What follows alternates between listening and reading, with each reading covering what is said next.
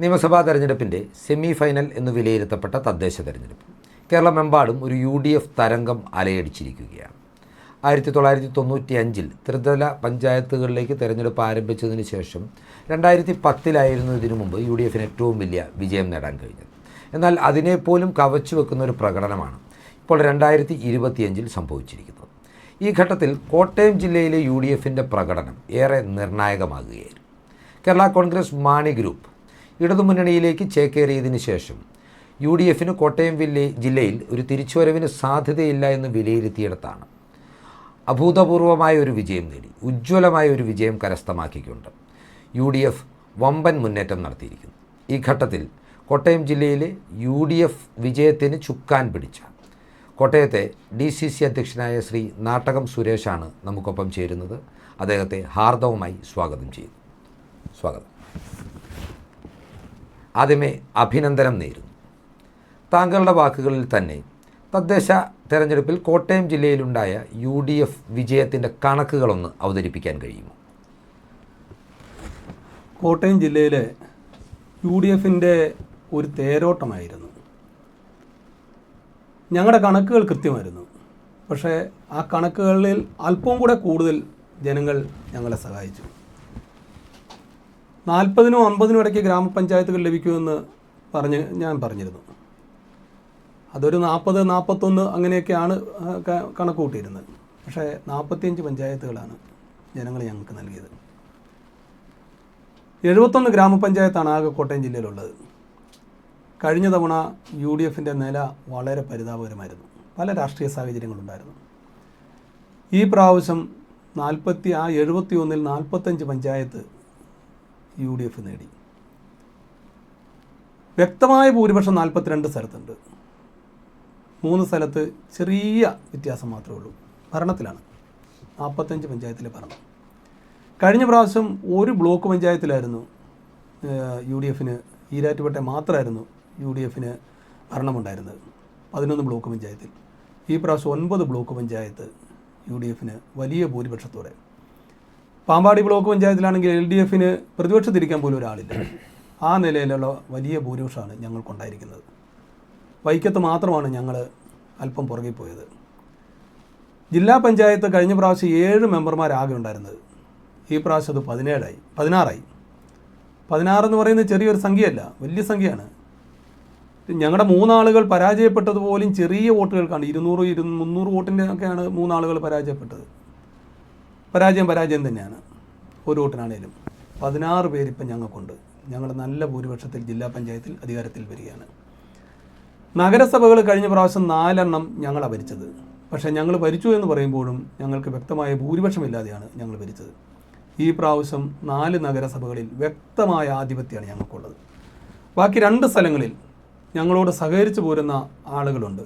അവരെയും കൂടി ചേർത്ത് പിടിച്ച് 6 നഗരസഭകളും ഈ പ്രാവശ്യം ഞങ്ങൾ ഭരിക്കും. ഇത് കോട്ടയത്തെ ജനങ്ങൾ ഐക്യ ജനാധിപത്യ മുന്നണിയിൽ അർപ്പിച്ച വിശ്വാസമാണ്. ഞാൻ വളരെ അഭിമാനത്തോടു കൂടിയാണ് താങ്കളുടെ മുന്നിലിരിക്കുന്നത്. കോട്ടയത്തെയും കേരളത്തിലെയും ജനങ്ങളോട് ഞാൻ വർത്തമാനം പറയുന്നത്.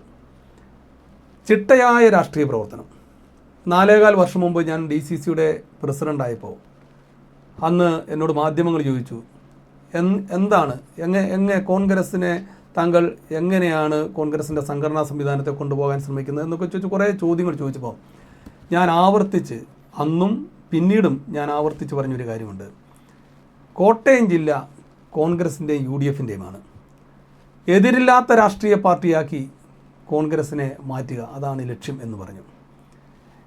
അത് തന്നെ ഞാൻ ആവർത്തിച്ചുകൊണ്ടിരുന്നു. അഭിമാനത്തോടു കൂടി ഞാനിപ്പോൾ പറയുന്നു, ആ ലക്ഷ്യത്തിലേക്ക് അടുക്കുകയാണ്. ഈ തെരഞ്ഞെടുപ്പ് 1 വർഷം മുമ്പ് ഞങ്ങൾ അതിൻ്റെ മുന്നൊരുക്കങ്ങൾ ആരംഭിച്ചു. ഒരു കാലത്തും കോൺഗ്രസ് ഇത്തരത്തിലൊരു തയ്യാറെടുപ്പ് നടത്തിയിട്ടില്ല. ഞങ്ങൾ 1 വർഷം മുമ്പ് ആരംഭിച്ചു. KPCC ഇതേപോലെ പ്രവർത്തിച്ച ഒരു കാലം എൻ്റെ ഓർമ്മയിലില്ല. വളരെ കൃത്യമായി 1 വർഷം മുമ്പ് വയനാട് ക്യാമ്പ് നടത്തി. ആ ക്യാമ്പിൽ വെച്ച് കൃത്യമായ മാർഗരേഖകൾ അവതരിപ്പിച്ചു. ലക്ഷ്യത്തിലേക്ക് എത്തുന്നതിന് വേണ്ടിയിട്ട് എങ്ങനെയൊക്കെ നമ്മൾ പോകണം എന്നുള്ളത് കൃത്യമായ നിർദ്ദേശങ്ങൾ വെച്ചു. അതിൻ്റെ അടിസ്ഥാനത്തിൽ കോട്ടയം ജില്ലയിലെ ഞാൻ വയനാട് ക്യാമ്പിൽ നിന്നും വന്ന് ഒരാഴ്ച തികയുന്നതിന് മുമ്പേ ജില്ലാതല ക്യാമ്പ് വെച്ചു. പിന്നെ താഴോട്ടൊരു വലിയ വർക്ക് ഞങ്ങളങ്ങോട്ട് തുടങ്ങുമായിരുന്നു. വോട്ടർ പട്ടികയെ പേര് ചേർക്കുന്ന കാര്യത്തിൽ ഈ പ്രാവശ്യം കാണിച്ച ഞങ്ങളുടെ ജാഗ്രതയോടുകൂടിയുള്ള ഞങ്ങളുടെ പ്രവർത്തനം, ഒരു വർഷമായിട്ടുള്ള മുന്നൊരുക്കങ്ങൾ, തയ്യാറെടുപ്പുകൾ, UDF ഒരു തരത്തിലുള്ള അസ്വാരസ്യങ്ങളും ഉണ്ടായില്ല. ഞാൻ കഴിഞ്ഞ ദിവസം പ്രസ് ക്ലബ്ബിൽ ചോദിച്ചു, ഒരു വാക്ക് ദേശാഭിമാനിക്ക് പോലും എഴുതാൻ കോട്ടയത്ത് നിന്ന് കിട്ടിയില്ല. ഒരു വാക്ക് എഴുതാൻ പറ്റിയിട്ടില്ല. വലിയ ഒരു പ്രോസസ്സിങ് ഈ കോട്ടയം ജില്ലയിൽ 1344 പഞ്ചായത്ത് വാർഡുകളിലും നഗരസഭാ വാർഡുകളിലും ബ്ലോക്ക് ഡിവിഷനുകളിലും ഒക്കെ നടന്നിട്ട് ഒരു ഇല അനങ്ങിയില്ല. UDFൻ്റെ ചർച്ച നടന്നു, ഒരു തർക്കങ്ങളുണ്ടായില്ല. ഞങ്ങൾ നേതാക്കന്മാരെടുത്തൊരു തീരുമാനമുണ്ട്, ജില്ലാ പഞ്ചായത്ത് ചർച്ച മാത്രം നമുക്ക് നടത്തിയാൽ മതി, ബാക്കി മുഴുവൻ താഴെ തട്ടി നടക്കണ്ടേ. അതിൽ എനിക്ക് അഭിമാനമുണ്ട്. ആ നിർദ്ദേശം കർക്കശമായൊരു നിലപാടാക്കി ഞാൻ മാറ്റുകയും അത് നടപ്പാക്കാൻ എനിക്ക് കഴിയുകയും ചെയ്തു. അല്ലെങ്കിൽ UDFലെ എല്ലാ നേതാക്കന്മാരും അതിനോട് യോജിച്ചു എന്നുള്ളത് ഞങ്ങളുടെ വിജയത്തിലെ ഒന്നാമത്തെ കാര്യമാണ്. വിജയത്തിനുള്ള ഏറ്റവും പ്രധാനപ്പെട്ട ഒന്ന് അതായിരുന്നു. ഞാനൊന്ന് ഇടപെട്ട് ചോദിക്കുകയാണ്, താങ്കൾ DCC അധ്യക്ഷനായതിനു ശേഷം പല ഘട്ടത്തിലും DCC പുനഃസംഘടനയെക്കുറിച്ച്, DCC അധ്യക്ഷന്മാരെക്കുറിച്ച് മാറ്റം വരുത്തുന്നതിനെക്കുറിച്ചൊക്കെ വാർത്തകൾ വരുമ്പോൾ സ്വാർത്ഥ താല്പര്യങ്ങളാകാം, വ്യക്തി താല്പര്യങ്ങളാകാം, പാർട്ടിക്ക് പുറത്തുള്ള സ്രോതസ്സുകളാകാം, പലപ്പോഴും നാട്ടകം സുരേഷ് മോശം പെർഫോമൻസ് നടത്തുന്ന ഒരു DCC പ്രസിഡൻ്റാണെന്ന് കുറഞ്ഞപക്ഷം കുറേ ഓൺലൈൻ മാധ്യമങ്ങളിലെങ്കിലും വാർത്ത വന്നിട്ടുണ്ട്. ആ ഘട്ടത്തിൽ മനസ്സിടിഞ്ഞു പോയിരുന്നോ? ഞാൻ മറ്റുള്ളവർ എന്തു പറയുന്നു എന്നുള്ളത് ഒരിക്കലും ശ്രദ്ധിക്കാറില്ല. ഞാൻ ചെയ്യുന്ന കാര്യങ്ങളെക്കുറിച്ച് പൂർണ്ണമായ ബോധ്യം എനിക്കുണ്ട്. ഞാൻ എപ്പോഴും ശരിയുടെ വെളിച്ചത്തിലൂടെ മാത്രം യാത്ര ചെയ്തിട്ടുള്ള ഒരു രാഷ്ട്രീയ പ്രവർത്തകനും അങ്ങനത്തെ ഒരു ജീവിതവുമാണ് എൻ്റെ. എനിക്ക് ശരിയെന്ന് തോന്നുന്നത് മറ്റാരെയും വേദനിപ്പിക്കാതെ, ആർക്കും ഒരു പ്രയാസം ഉണ്ടാക്കാതെ എൻ്റെ ശരിയുടെ ബോധ്യത്തിലൂടെ മുന്നോട്ട് പോകണമെന്നാണ് ഞാൻ എപ്പോഴും കരുതിയിട്ടുള്ളത്. അങ്ങനെയാണ് ഞാൻ പോന്നിട്ടുള്ളത്. എൻ്റെ തെറ്റുകൾ ആര് ചൂണ്ടിക്കാണിച്ചാലും, അത് എത്ര കൊച്ചുകുട്ടിയാണെങ്കിൽ പോലും എൻ്റെ തെറ്റുകൾ ചൂണ്ടിക്കാണിച്ചാൽ തീർച്ചയായിട്ടും ഞാനത് തിരുത്തിയിട്ടുണ്ട്, ഇനിയും തിരുത്തും. അത് തന്നെ ഞാൻ പലരോടും ചോദിക്കാറുണ്ട്. ഇപ്പോൾ ഈ പറഞ്ഞ പോലെയുള്ള ചില കാര്യങ്ങൾ ചില ഓൺലൈൻ മാധ്യമങ്ങളൊക്കെ പറഞ്ഞപ്പം ഒരു പ്രയാസവും എനിക്കുണ്ടായിട്ടില്ല. അതൊക്കെ അവരുടെ കാര്യം. അവർ എന്നെ വായിക്കുമ്പോഴോ എന്നെ നോക്കുമ്പോഴോ വിലയിരുത്തുമ്പോഴോ തോന്നിയിട്ടുള്ള കാര്യങ്ങളാകാം. പക്ഷേ അത് നല്ല ഉദ്ദേശത്തോടു കൂടി എന്നോട് പറഞ്ഞാൽ ഞാൻ തീർച്ചയായിട്ടും അത് തിരുത്തും. ഞാൻ ഇത്തരം വാർത്തകളൊക്കെ വന്ന് ഓരോ ആളുകൾ എൻ്റെ ശ്രദ്ധയപ്പെടുത്തിയപ്പം ഞാൻ അതിനെക്കുറിച്ച് ആലോചിച്ചിട്ടുണ്ട്. പക്ഷേ എനിക്കതിനകത്തൊന്നും യാതൊരു യാഥാർത്ഥ്യവും കണ്ടെത്താൻ കഴിഞ്ഞില്ല. ഞാൻ ഏത് കാര്യത്തിൽ ഇടപെട്ടാലും, ഏത് സ്ഥാനത്ത് ഇരുന്നാലും അതിനോട് 100% നീതി പുലർത്തി പ്രവർത്തിച്ചിട്ടുള്ള ഒരാളാണെന്നാണ് എൻ്റെ വിശ്വാസം. ശരിയാകാം, തെറ്റാകാം, എനിക്കത് ശരിയെന്നാണ് തോന്നുന്നത്. ഞാൻ എപ്പോഴും കരുതുന്നത്, ഇരിക്കുന്ന കസാരയ്ക്ക് മഹത്വമുണ്ടാക്കുന്നത് ഇരിക്കുന്ന ആളാണ്. ഇരിക്കുന്ന ആൾ നോക്കിയാൽ ആ കസാരയുടെ എല്ലാ മഹത്വവും നശിപ്പിക്കാൻ പറ്റും. ആ കസാരയ്ക്ക് ഉന്നതമായ ഏറ്റവും ഉയരത്തിലുള്ള മഹത്വം ഉണ്ടാക്കി കൊടുക്കാൻ പറ്റും. അപ്പം ഞാൻ അതിനാണ് ശ്രമിച്ചിട്ടുള്ളത്. ഞാൻ പഞ്ചായത്ത് പ്രസിഡൻ്റായിരുന്നു നാട്ടകത്ത്. ചെറിയ പ്രായത്തിൽ 2 തവണ ഞാൻ പഞ്ചായത്ത് പ്രസിഡൻ്റായതാണ്. അപ്പോഴും ഞാൻ ചെയ്തിട്ടുള്ളത് ഇങ്ങനെ തന്നെയാണ്, നാട്ടിലെ ജനങ്ങൾക്ക് വേണ്ടിയിട്ട് നല്ല രീതിയിൽ പ്രവർത്തിച്ചിട്ടുണ്ട് എന്നുള്ളത് ഇന്നും നാട്ടകത്തെ ഏതൊരു ഭാഗത്തൂടെ സഞ്ചരിച്ചാലും ആളുകൾ എന്നോട് കാണിക്കുന്ന സ്നേഹം, അത് ഞാൻ വളരെ എനിക്ക് കിട്ടുന്ന വലിയ അംഗീകാരമായിട്ടാണ് ഞാൻ എപ്പോഴും അതിനെ കാണുന്നത്. നാട്ടകത്തെ ജനങ്ങൾ എന്നോട് കാണിക്കുന്ന സ്നേഹം, അത് ആ പഞ്ചായത്ത് പ്രസിഡൻ്റായിരുന്ന സമയത്തൊക്കെ ഞാൻ ജനങ്ങളോടൊപ്പം നിന്നതുകൊണ്ടാണ്. ഒരു തരത്തിലും ഒരു സ്ഥാനവും എന്നെ ഭ്രമം കൊള്ളിച്ചിട്ടില്ല, എൻ്റെ തലയ്ക്ക് പിടിച്ചിട്ടില്ല, ഒന്നുമില്ല. കോൺഗ്രസ് രാഷ്ട്രീയത്തിൽ എനിക്കാകാൻ പറ്റുന്ന കുറേയേറെ പദവികൾ ഞാൻ ഇരുന്നിട്ടുണ്ട്. ഞാൻ KSU ജില്ലാ സെക്രട്ടറി ആയിരിക്കുമ്പോൾ പഞ്ചായത്ത് പ്രസിഡൻ്റായി. ഞാൻ യൂത്ത് കോൺഗ്രസിൻ്റെ സംസ്ഥാന ജനറൽ സെക്രട്ടറി ആയിരുന്നു. ഞാൻ DCCയുടെ ജനറൽ സെക്രട്ടറി ആയിരുന്നു. KPCCയുടെ സെക്രട്ടറിയായിട്ട് ദീർഘകാലം പ്രവർത്തിച്ചു. ഇപ്പോൾ DCC പ്രസിഡൻ്റായിട്ട് പ്രവർത്തിക്കുന്നു. മനസ്സിലായി. അപ്പോൾ മറ്റൊരു കാര്യം ചോദിക്കാനുള്ളത്, ഈ ഘട്ടത്തിൽ ഇപ്പോൾ താങ്കൾ DCC അധ്യക്ഷനായി വരുമ്പോൾ കോട്ടയം ജില്ലയിലെ ഒരു കോൺഗ്രസ് എല്ലാ ഘട്ടത്തിലും സാമുദായിക സമവാക്യങ്ങൾക്ക് പ്രാധാന്യം കൊടുത്തിരുന്ന ഒരു പാർട്ടിയാണ്. അപ്പോൾ താങ്കളുടെ സമുദായവുമായി ബന്ധപ്പെട്ട് താങ്കൾ ഇവിടെ ഒരു ആപ്റ്റാണോ എന്നൊരു ചോദ്യം ഉയർന്നിരുന്നു. അത് ഏറ്റവും പ്രധാനമായി ഉയർന്നിരുന്നത് കേരള കോൺഗ്രസ് ജോസ് കെ മാണി വിഭാഗത്തിൻ്റെ ഇടതുമുന്നണിയിലെ സാന്നിധ്യം ചൂണ്ടിക്കാട്ടിയായിരുന്നു. എനിക്ക് തോന്നുന്നത് അവരുടെ അഭാവത്തിൽ അവരുണ്ടായിരുന്നപ്പോൾ UDFന് ജില്ലയിലുണ്ടായതിനേക്കാൾ വലിയ വിജയം. സമീപകാല ചരിത്രം എടുത്തു നോക്കിയാൽ UDFന് ഇത്രയും വിജയം കോട്ടയം ജില്ലയിൽ സമ്മാനിച്ചു എന്ന് പറയാൻ കഴിയുന്നൊരു DCC പ്രസിഡൻ്റ് ഇല്ല. അപ്പോൾ എന്തായിരിക്കും അങ്ങനെ ഒരു ഫലമുണ്ടാവാൻ കാരണമെന്നാണ് താങ്കളുടെ വിലയിരുത്തൽ? ഒരിക്കൽ ഞാൻ വേണമെങ്കിൽ വിശദീകരിച്ച് ചോദിക്കാം. ക്രൈസ്തവനല്ലാത്ത ഒരാൾ കോട്ടയം ജില്ലയിൽ DCC അധ്യക്ഷനായാൽ UDFൻ്റെ കാര്യം അധോഗതിയിലാകുമെന്ന് കോൺഗ്രസിനുള്ളിലെയും UDFിലെയും കേന്ദ്രങ്ങൾ വിലയിരുത്തിയിടത്താണ് ജോസ് കെ മാണി വിഭാഗം ഇടതുമുന്നണിയിൽ നിൽക്കുമ്പോഴും കോട്ടയം ജില്ലയിലെ ഏറ്റവും വലിയ വിജയം താങ്കളുടെ കീഴിൽ UDFനുണ്ടായിട്ടുള്ളത് അല്ലെങ്കിൽ കോൺഗ്രസിനുണ്ടായിട്ടുള്ളത്. എന്താവാം അതിന് കാരണം? കോൺഗ്രസ് ഏറ്റവും വലിയ ഒരു മതേതര രാഷ്ട്രീയം ഉയർത്തിപ്പിടിക്കുന്ന പ്രസ്ഥാനമാണ്. കോൺഗ്രസിൻ്റെ എല്ലാ തലങ്ങളിലും കോൺഗ്രസ് സ്ഥാനമാനങ്ങളിൽ ആളുകളെ നിശ്ചയിക്കുമ്പോഴാണെങ്കിലും എല്ലാ കാര്യങ്ങളിലും കോൺഗ്രസ് മതേതരത്വം നിലനിർത്തുകയും ഉയർത്തിപ്പിടിക്കുകയും അതിനെ സംരക്ഷിക്കുന്നതിന് വേണ്ടിയിട്ട്, കോൺഗ്രസിൻ്റെ ആ നിലപാട് സംരക്ഷിക്കുന്നതിന് വേണ്ടിയിട്ട്, നയം സംരക്ഷിക്കുന്നതിന് വേണ്ടിയിട്ട് കോൺഗ്രസ് എല്ലാ സാമൂഹിക സാഹചര്യങ്ങളും പരിശോധിച്ച് കാര്യങ്ങൾ ചെയ്യുന്ന ഒരു പാർട്ടിയാണ്. കോട്ടയത്ത് താങ്കൾ പറഞ്ഞ പോലെയുള്ള ഒരിത് എനിക്ക് അങ്ങനെ തോന്നുന്നില്ല. ഞാനൊരു തികഞ്ഞ മതേതരവാദിയാണ്. എൻ്റെ വീടിൻ്റെ വാതുക്കൽ ഞാൻ ഫ്രെയിം ചെയ്ത് വെച്ചിരിക്കുന്ന കുറച്ച് വാചകങ്ങളുണ്ട്. ആ വാചകങ്ങൾ ശ്രീനാരായണ ഗുരു പറഞ്ഞതാണ്. നമുക്ക് ജാതിയില്ല എന്നുള്ള അദ്ദേഹത്തിൻ്റെ വിളംബരം മഹാന്മാരുടെ വാക്കുകളിൽ വെച്ച് ഏറ്റവും വിലപ്പെട്ടതാണെന്ന് ഞാൻ വിശ്വസിക്കുന്നു. ഞാൻ അതുകൊണ്ട് ആ വാക്കുകളാണ് എൻ്റെ വീടിൻ്റെ വാതിക്കെ ഫ്രെയിം ചെയ്ത് വെച്ചിട്ടുള്ളത്.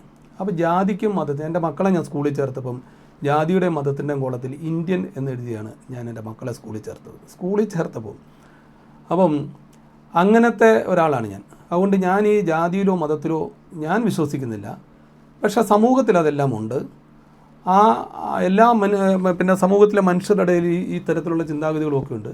അപ്പോൾ അവരും കൂടി ചേരുന്നതാണ് സമൂഹം. അപ്പോൾ അതുകൊണ്ട് അവരുടെ ജാതി ചിന്തയെയോ മതവികാരത്തെയോ ചിന്തയെയോ ഒന്നും വ്രണപ്പെടുത്താൻ ഞാൻ ഇല്ല. ഞാൻ വ്യക്തിപരമായി ജാതിക്കും മതത്തിനും എതിരായിട്ടുള്ള ഒരാളാണ്. ഞാൻ മനുഷ്യനെ മനുഷ്യനായിട്ടേ കാണുന്നുള്ളൂ, മതമായിട്ട് കാണുന്നില്ല.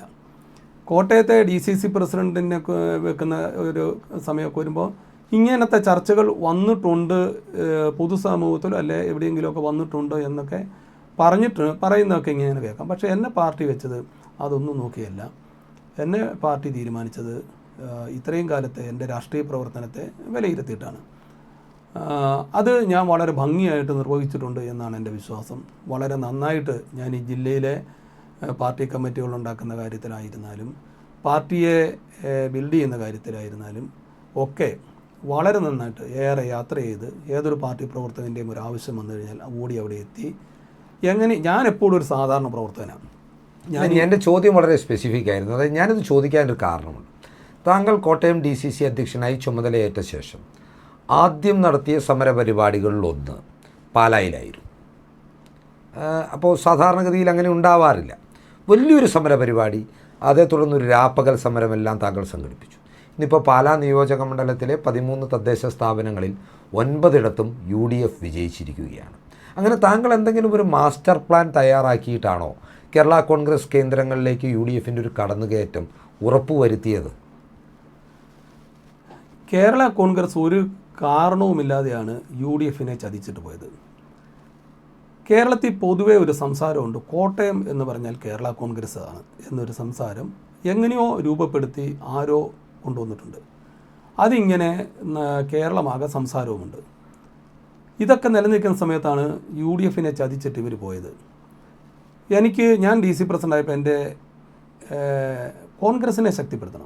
കോൺഗ്രസിനെ ശക്തിപ്പെടുത്തണമെങ്കിൽ അതിൻ്റെ രാഷ്ട്രീയ പ്രവർത്തനം വളരെ വ്യാപകമായി അതിൻ്റെ രാഷ്ട്രീയം പ്രചരിപ്പിക്കുകയും അത് ഉയർത്തിക്കൊണ്ട് സമൂഹത്തിലേക്ക് വരികയും ചെയ്യണം. പാലായിലെ കേരള കോൺഗ്രസിൻ്റെ എമ്മിൻ്റെ ഒരു നാടാണ് എന്നൊക്കെ നിലയിലുള്ള വലിയ പ്രചരണം ഉണ്ടായിരുന്നു.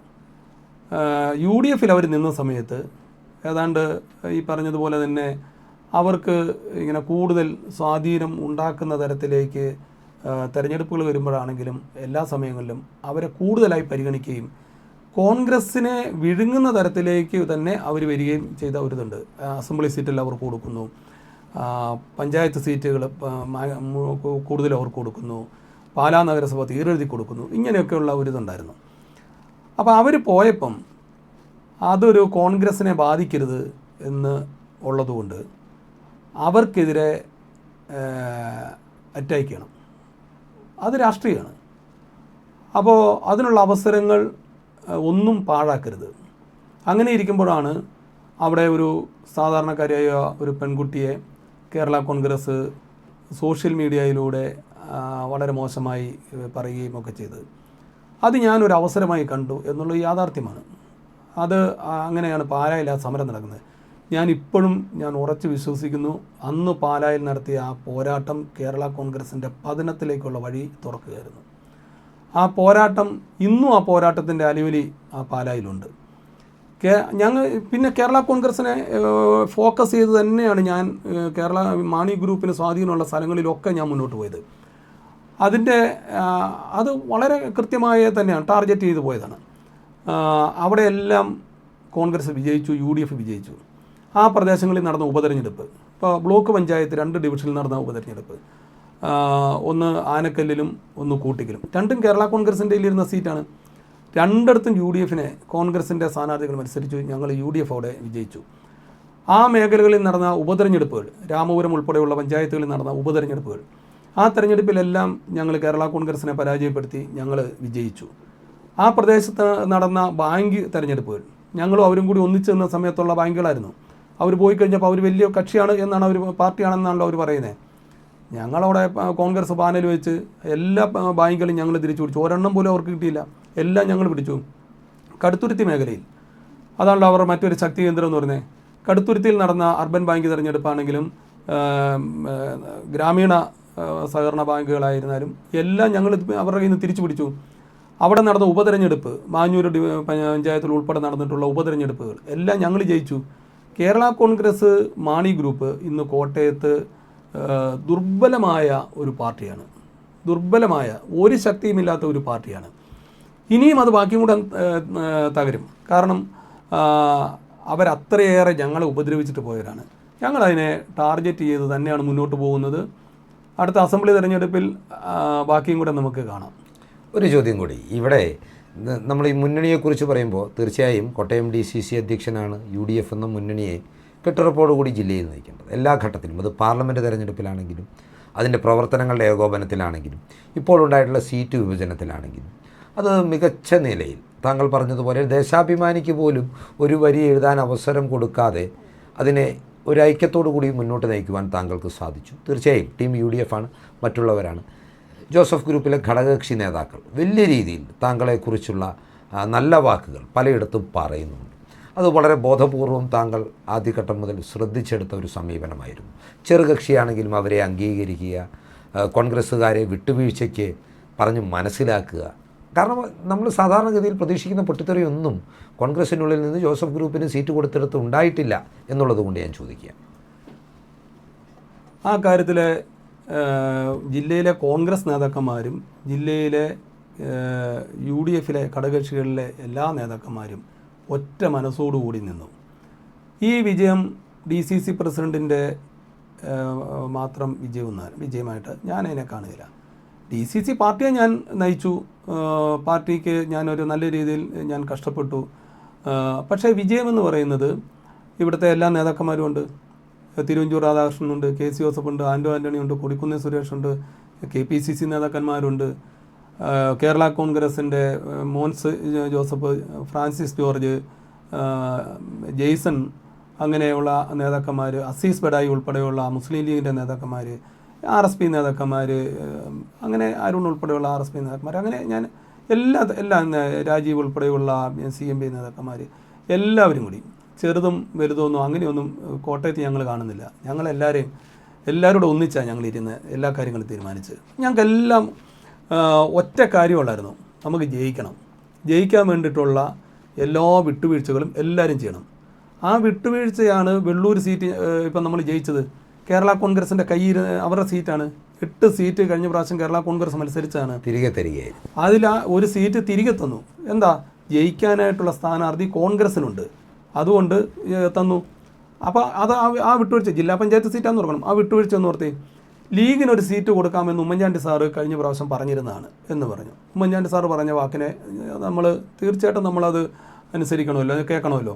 ലീഗിന് ഞങ്ങൾ സീറ്റ് കൊടുത്തു കഴിഞ്ഞിട്ട് ലീഗ് തന്നെ പറഞ്ഞു നിങ്ങൾ തിരിച്ചെടുത്തു, നിങ്ങൾ മത്സരിച്ചു, കാരണം എങ്ങനെയും ജയിക്കണം, മനസ്സിലായോ. അപ്പം അവിടെ കോൺഗ്രസ് നിന്നു, നല്ല തെരഞ്ഞെടുപ്പ് അവിടെ നമ്മൾ നടത്തി. അതേപോലെ പല പഞ്ചായത്ത് സീറ്റുകളിലും കേരള കോൺഗ്രസോ ലീഗോ ഒന്നും ഒരു തരത്തിൽ ആരും ഞങ്ങളുടെ കൂട്ടായി, ഞങ്ങളുടെ ഇത്രയും ഐക്യത്തോടെ ഒരു ടീമായിട്ടാണ് ഞങ്ങൾ പോയത്. എല്ലാ നേതാക്കന്മാരും അവരവരുടേതായ വലിയ പങ്ക് വഹിച്ച ഒരു തെരഞ്ഞെടുപ്പായിരുന്നത്. അതിന് നേതൃത്വം കൊടുക്കാൻ കഴിഞ്ഞു എന്നുള്ളതൊരു ഭാഗ്യമായിട്ടും അതിൽ വലിയ ചാരിതാർത്ഥ്യം എനിക്കുണ്ട്. എനിക്ക് ഒരു വലിയ ഭാഗ്യമാണ് എനിക്ക് കിട്ടിയത്. ഇങ്ങനൊരു തെരഞ്ഞെടുപ്പിനെ എല്ലാവരുമായിട്ട് ഒന്നിച്ച് നിന്ന് മുന്നിൽ നിൽക്കാൻ പറ്റിയത്, ഇത്രയും നല്ലൊരു വിജയം ഉണ്ടാക്കുന്നതിന് കൂട്ടായ പരിശ്രമത്തിൽ പങ്കാളിയാകാൻ കഴിഞ്ഞത് ഒക്കെ ഒരു ഭാഗ്യമായിട്ട് ഞാൻ കാണുകയാണ്. തീർച്ചയായിട്ടും. അപ്പോൾ താങ്കൾക്ക് തിരക്കുണ്ടെന്നറിയാം. ഞങ്ങൾക്കൊന്നേ പറയാനുള്ളൂ, വലിയൊരു തെരഞ്ഞെടുപ്പിൻ്റെ ഒന്നുകൂടി ഞാൻ പറഞ്ഞോളൂ. ഈ റിസൾട്ട് ഞങ്ങൾ അടുത്ത തെരഞ്ഞെടുപ്പിൽ, ഇപ്പോൾ പാർലമെൻറ്റ് തെരഞ്ഞെടുപ്പ് നിങ്ങൾ ശ്രദ്ധിച്ചല്ലോ, പാർലമെൻറ്റ് തെരഞ്ഞെടുപ്പിൽ ഞങ്ങൾ ഈ കൂട്ടായ പ്രവർത്തനമായിരുന്നു. അതുകൊണ്ടുണ്ടായ ആ ഒരു റിസൾട്ട് കണ്ടില്ലേ, വൈക്കം ഒഴികെ ബാക്കി 8 അസംബ്ലി മണ്ഡലങ്ങളിലും വലിയ ഭൂരിപക്ഷമായിരുന്നു പാർലമെൻറ്റ് തെരഞ്ഞെടുപ്പ് UDFന്. 8 അസംബ്ലി മണ്ഡലങ്ങളിലും.